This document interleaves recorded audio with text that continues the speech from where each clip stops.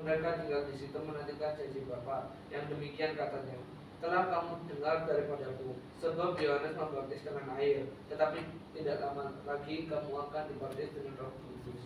Oke, lanjut. Luis, Kisah Para Rasul 2 ayatnya 16-17. Kisah Para Rasul 2 ayat 16-17. Tetapi itulah yang difirmankan Allah dengan perantaraan Nabi Yoel akan terjadi pada hari-hari terakhir. Demikianlah firman Allah, bahwa aku akan mencurahkan rohku ke atas semua manusia, maka anak-anakmu laki-laki dan perempuan akan bernubuat, dan taruna-tarunamu akan mendapat penglihatan, dan orang-orangmu yang tua akan mendapat mimpi. Ayatnya yang 38 sampai 39. Olah. Kisah Para Rasul 2 ayatnya 38-39. Surah 2 ayat 38 dan 39. Jawab Petrus kepada mereka, bertobatlah dan hendaklah kamu masing-masing memberi dirimu dibaptis dalam nama Yesus Kristus untuk pengampunan dosamu. Maka kamu akan menerima karunia Roh Kudus. Sebab bagi kamulah janji itu, dan bagi anak-anakmu, dan bagi orang yang masih jauh, yaitu sebanyak yang akan dipanggil oleh Tuhan Allah kita. Amin. Ini di ayatnya 38 ini menarik sekali. Jawab Petrus kepada mereka, bertobatlah dan hendaklah kamu masing-masing memberi dirimu dibaptis dalam nama Yesus Kristus untuk pengampunan dosamu. Maka kamu akan menerima karunia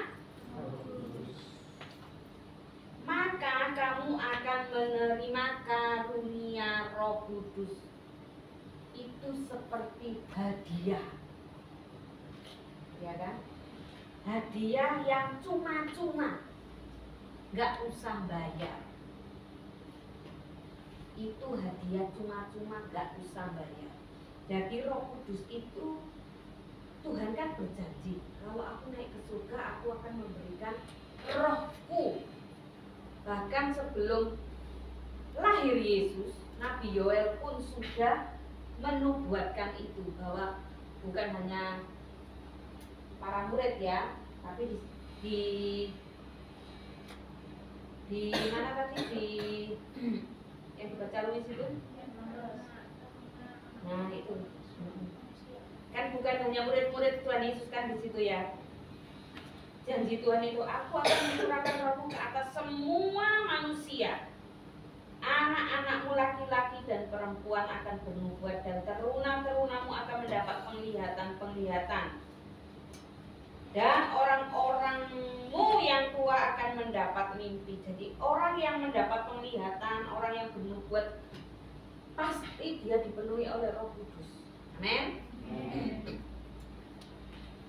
Saya punya pengalaman dipenuhi Roh Kudus itu pertama kali tidak berbahasa roh, tapi menari dalam roh, duduk di belakang bisa sampai ke depan, jalan dengan tutup mata tanpa menginjak kawan-kawan yang ada di belakang. Siapa yang menuntut? Pastilah. Apa yang saya rasakan? Damai, sukacita luar biasa. Apa ya? Merasakan orang dipenuhi Roh Kudus itu rasanya kan luar biasa, menggebu-gebu, nggak padam gitu. Tapi yang selanjutnya saya sudah berbahasa. Nah, ini dorongan ini, kok saya belum bahasa roh ya tante? Harus mendorong supaya berbahasa. Dipenuhi Roh Kudus itu luar biasa rasanya. Amin.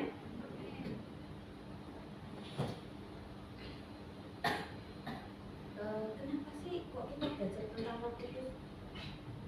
Umpama kan bilang bahwa ketika Tuhan Yesus bangkit itu 40 hari dia menampakkan diri di mana-mana, di muridnya, di orang-orang pilihannya. Dia menampakkan diri selama 40 hari, dan setelah Tuhan Yesus naik ke surga, dia menjanjikan Roh Kudus, dan janji itu tergenapi. Ini kan masih dalam 40 hari kan. Dan belum naik sudah toh, nanti toh kita memperingatinya tanggal 29. Dan yang kedua, yang pertama tadi Roh Kudus itu pemberian yang cuma-cuma. Yang kedua itu Roh Kudus itu sumber kuasa. Amin. Amin. Loh, kok bisa dikatakan sumber kuasa tuh? Iya. Coba dibaca Kisah Para Rasul 2 ayat 1 sampai 4. Jangan dimasukkan kantong dulu, Bang. Kisah Para Rasul 2 ayat 1 sampai 4. Ayo Abel, dibaca. Kisah Para Rasul 2. Ketika tiba di kota, semua orang percaya berkumpul di satu tempat. Tiba-tiba turunlah dari langit suatu bunyi seperti tiupan angin keras yang menulis seluruh rumah, di mana mereka duduk, dan kata kepada mereka lidah-lidah seperti minyak api yang berkobaran dan menjadi senjata masing-masing. Maka pendengar mereka dengan kudus. Lalu mereka berkata-kata dalam bahasa-bahasa lain, seperti yang diberikan oleh Roh itu kepada mereka untuk mengatakannya. Amin. Zakaria 4 ayatnya yang ke-6. Zakaria 4 ayatnya yang ke-6. Coba dibacakan. Zakaria 4 ayat yang ke-6. Lalu ia berkata, Zakaria. Ini firman Allah yang Zakaria 4 ayat 6. Maka berbicaralah dia katanya, inilah firman Tuhan pada Zerubabel bunyinya, bukan dengan keperkasaan dan bukan dengan kekuatan, melainkan dengan Rohku, firman Tuhan kita Allah. Amin. Zakaria ini kan perjanjian lama ya. Tapi di sini sudah berbicara tentang Roh Tuhan. Bukan dengan kekuatan, bukan dengan keperkasaan, melainkan dengan Rohku, firman Tuhan semesta alam. Dan kembali ke Kisah Para Rasul. Yang pertama tadi Roh Kudus adalah pemberian yang cuma-cuma. Yang kedua Roh Kudus itu sumber kuasa. Orang yang dipenuhi Roh Kudus itu punya kuasa dari Tuhan. Amin. Orang yang dipenuhi Roh Kudus itu punya kuasa. Kuasa apa? Kira-kira kuasa apa? Kuasa apa ini?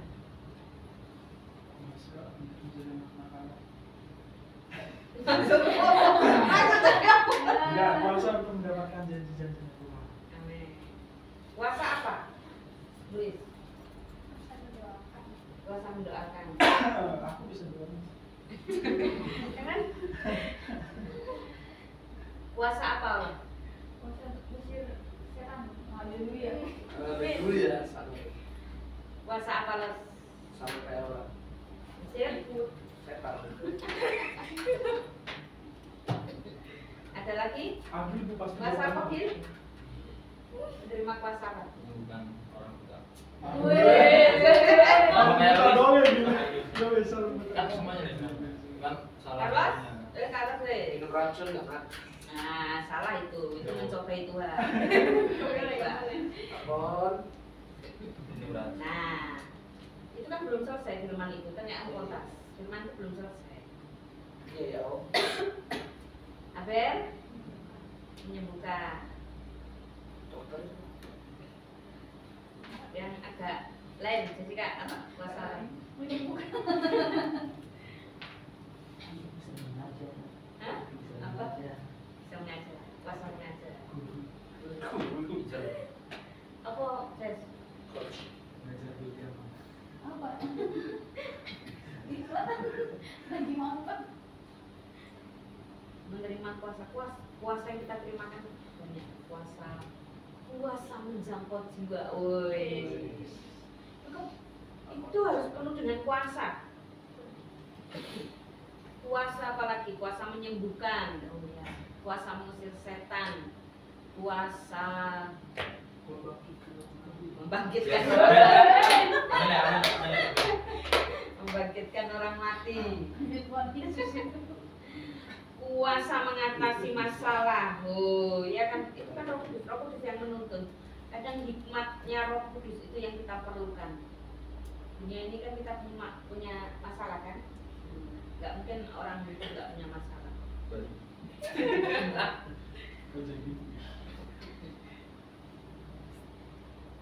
Jadi kita bisa punya kuasa kalau Roh Kudus turun atas kita. Amin. Amin. Kalau yang ketiga itu sebenarnya poinnya Om Pontas itu bersaksi tentang menjangkau jiwa. Saya ingin mendorong seperti ini. Kenapa? Secara kebetulan juga buku ini berbicara tentang Roh Kudus. Secara kebetulan berbicara tentang Roh Kudus pelajaran yang pertama. Hari-hari ini kan Om Pontas selalu mendorong kita supaya nanti menjelang doa 10 hari tidak terlewatkan satupun, semua menerima pencurahan Roh Kudus. Amin. Apa yang membuat kalian itu terasa sulit? Kalau benih Roh Kudus kan bisa, sebenarnya benih Roh Kudus itu tidak jauh beda-beda tipis sama seperti tisu, beda-beda tipis seperti emosi. Kadang kita tidak bisa mengontrol, kita tidak bisa membedakan itu apa di benih Roh Kudus atau emosi. Terkadang seperti itu, ya kan? Nah, apa sih yang sebenarnya kendala kalian terasa susah menikmati hadirat Tuhan sehingga terasa susah dipenuhi oleh Roh Kudus? Kendalanya Carlos apa? Kurang fokus sih kan. Nah, kenapa kok kurang fokus? Atau kadang distract sama, kadang nih kalau Bapak yang main tuh chordnya aneh-aneh di kuping, jadi kayak distract. Sorry Bang, jujur-jujuran Bang. Terus? Udah sih gitu aja. Karena kamu fokus di musik, Iya, ya kan? distract aja. Karena bukan fokus ke menyembah Tuhan. Terkadang kita fokus terlalu dengan telinga, terlalu fokus dengan melek matanya. Terus kira-kira apa sih? Kalau saya mikir masa depan. Kan Udah ngantuk ya, udah ngantuk. Sorry. Banyak masalah kan. Tapi harus tetap fokus untuk. Kalau Luis, selain pegang disuruh Om Pontas pegang HP Oh ya. iya, ngomong gitu.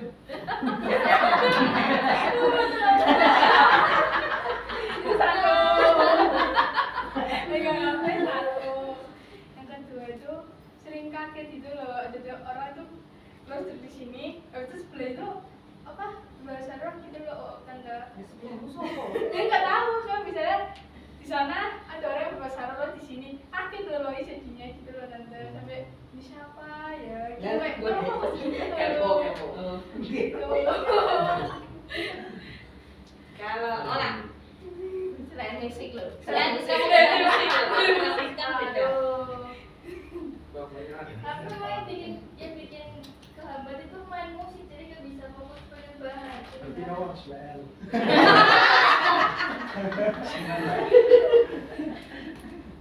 Kalau Abel, selain main musik. ya, selain ketika main musik, kalau main musik kan fokus dengan musik ya. Laptop banget. Malah gitu ya. Apa?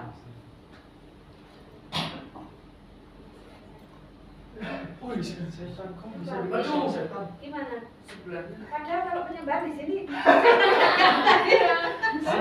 Panas. Gimana? Tahu itu setan dari mana? gimana contohnya gimana? Kalian itu bodoh kayak buka aja terus nggak mau makan dulu. Oh, enggak mau makan. sama lah. Berarti bukan bisikan setan. Godaan setan itu. Bisikannya Pak Em itu. Berarti Bapak yang setan. Kalau Bang Pak Em apa? Kendalanya apa? Selain main musik. Kalau itu yang dibilang semua teman-teman semua itu balik lagi sama aja sih, masalah hati sih. Salah hati ya. Dan itu semuanya masalah. Kayak Agri bilang masalah masa depan itu kan masalah hati. Iya, Carlos bilang masalah musik itu kan masalah hati. Iya. Hati kita itu nggak fokus sama Tuhan, Bro. Makanya jadi kita nggak bisa menerima Yesus. Kasih Pak Agri Pak. Senior.